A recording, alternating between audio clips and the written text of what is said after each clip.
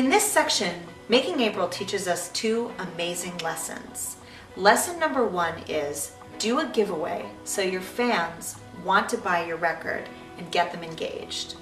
Lesson number 2 is even if you have a record deal and someone else is handling your business for you, make sure that you never ever lose connection with your fans. Check it out. What a story. Yeah, it's tough. So during that time, MySpace, your social media, all of that stuff, were you still in process with that? Yeah, I mean, we were in it more than ever because this song that we were re-releasing, we had already put out 2 versions of it, maybe even 3, over the past 2 years. So we had to still impress Universal, even though they weren't backing it at all. It's just a soft release of the single, just to get it out on iTunes before it went to radio. So we ran a contest where anyone that purchased the single on iTunes and sent us a copy of their order number, then they would be entered to win a piano kit from the original piano that Sean used to write the song. Oh, cool. It was this old beat up piano that I was getting rid of anyway. So Yeah, it couldn't be tuned anymore. It out didn't all work the keys inside. and sign them. That's a great idea for We a had contest. 88 envelopes, and they look really cool when they're out. It's like this long. Yeah, so the song had been out for like 3 years. I guess had no marketing on the release from Universal. It was just a soft release. Just put it out there, just so it's out there. And that week, because of the piano contest, we did 500 copies of it, only because people wanted to try to win the game. Sure. Yeah. That's great. And then your technique when you were on the road was you brought your laptops with you and you worked. Yeah, we had I guess one of those wireless air cards on Verizon, and we bought a router for it, so that we could keep it on the inverter in our van running, so we all had internet on our laptops. And yeah, we still sat there responding to our messages, just doing the MySpace thing as much as we could. Anytime we go to a city, just send out a bulletin for whoever was in that city and try to get fans out there. Universal kind of flopped on its head. Now you guys could finally begin to demo out and look at your next record. Right. Can you also talk a little bit about your deal that happened in Japan? And that happened Sure, that before actually you- happened long before. That was more around the Laguna Beach time period. And they had just found us, we were maybe ranked like 70th in the top 1 charts on MySpace.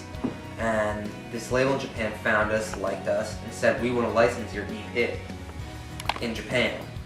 But you have to record 2 more songs to make it a full length.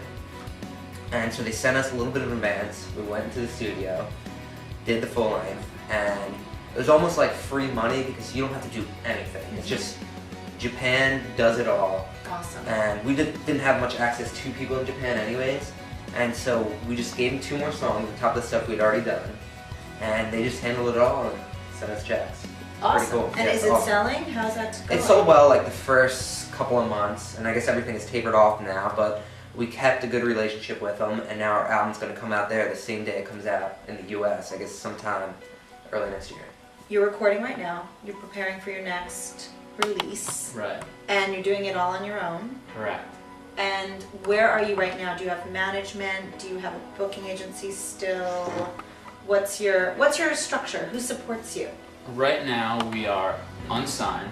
We have a label in Japan waiting for us to give them the next record. We have a booking agent, Justin Hirschman at AGI. We have Dan Friedman as our lawyer. No management. No management management. right now. And Which we may seek in the future now that we know Yeah, we're gonna want we need someone management. else. what to look Just at. right now, we could do this album ourselves. We've gotten loans from family members, saved up whatever we had off of iTunes, recorded the album, and we hired a couple companies to market it. Aside from what we're gonna do, we've got some pretty big things lined up. And we set up our own, so we're gonna be in Best Buys, a lot of Best Buys across the country. And this is just anything, if you reach out to them and show them your sound scan, which is what we had recorded all this time, and we say, look what we did in this market, people obviously listen to you regardless if you're an unsigned band, don't have management, don't have anything to show for it. If you have this sound scan, then they want a piece of that money. Of course. Yeah. Of course. Okay, and then aside from that, the Japanese deal, did they give you an advance or is that just The advance. deal? The first time they gave us an advance just to record the song, it was like, by the time the translation of yen came, it was like, I think it was like $3,000 advance. Okay. And then, The deal equated to about like $10,000. So the important lesson here is even though the band had a major label deal, they still kept on fan building and writing songs. They didn't leave it to chance. So when it didn't work out in the end, it didn't hurt them one bit. They left the label with more fans and more experience than ever before.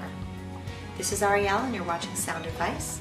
Please visit us on youtube.com/Ariel Publicity.